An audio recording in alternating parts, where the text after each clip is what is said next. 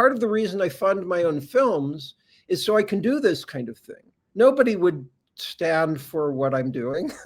I know that. And it wouldn't make sense either, because the way a corporate film works, a lot of money comes in and then everybody gets together in a relatively short time period, everything's shot, edited, and ideally released as soon as possible so the investors can get their money back. And I completely understand why that, and it makes sense, and it's not even bad. I mean, great movies have been made in that way.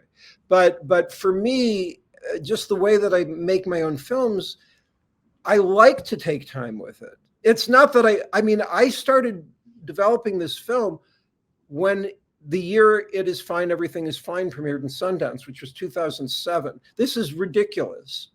It couldn't, but at the same time, it's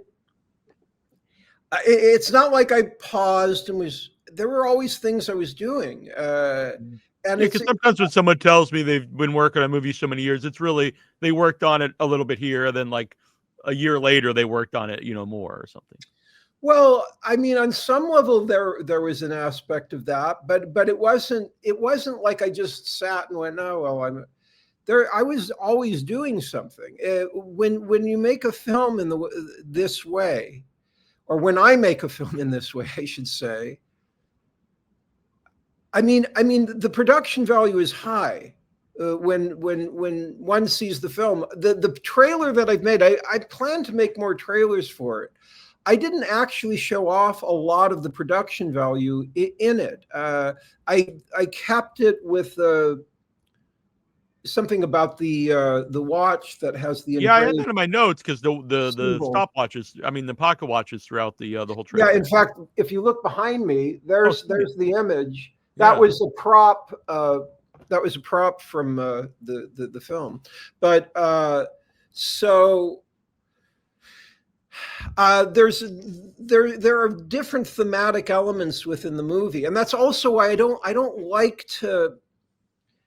know what to say exactly yet.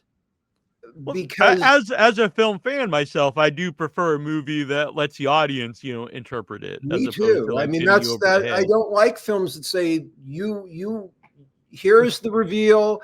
We had all this planned out. Now you know what it is. Go home. You never have to think about it again. That's the last. I don't like watching. I mean, I'll watch those films, but no, I want a film that lets me become part of the narrative. And I recently, well, it's been a number of years, but there's an interview with Stanley Kubrick online where a Japanese reporter comes to England, flies from Japan to England to meet with Stanley Kubrick.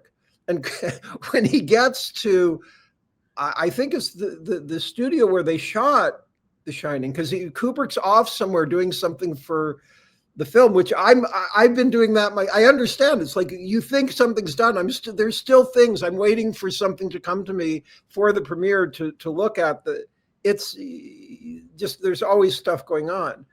But so he's off somewhere doing something with the film, and his daughter Vivian Kubrick, who had done a documentary, it's a great documentary about the making of The Shining, is there to meet this reporter from Japan, and so she gives an interview with him, which is an interesting interview in itself, and then finally, like, different people are trying to get a hold of Kubrick or something, but he's not there.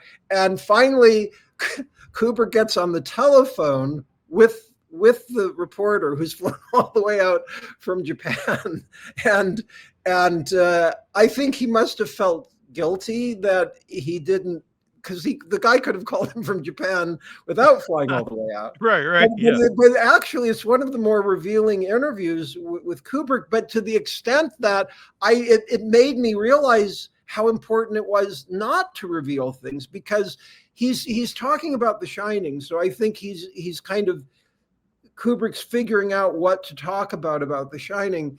But he feels kind of bad that he hasn't been there in person